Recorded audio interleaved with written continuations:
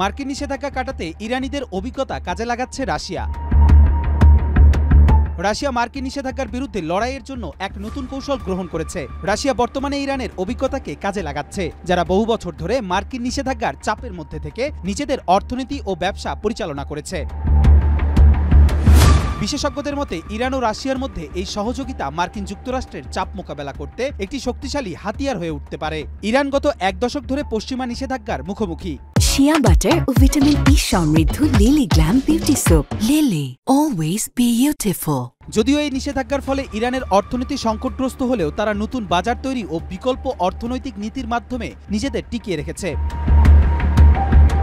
এখন রাশিয়া সেই অভিজ্ঞতাকে কাজে লাগাতে চায়, বিশেষ করে তেলের ক্ষেত্রে বিকল্প পথ তৈরি এবং আন্তর্জাতিক বাণিজ্যে সীমিত প্রবেশাধিকার খোলার জন্য।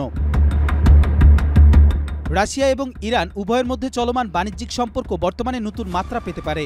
বিশেষত রাশিয়া বর্তমানে নিজেদের তেল রপ্তানি বৃদ্ধি করতে চাচ্ছে, যেখানে ইরানের রপ্তানি বাধাগ্রস্ত হলেও তারা ব্যবসা চালিয়ে যাচ্ছে। আন্তর্জাতিক বাণিজ্যে নিষেধাজ্ঞা কাটাতে দুদেশেই একে অপরের অভিজ্ঞতা ও কৌশল ভাগাভাগি করতে সম্মত হয়েছে।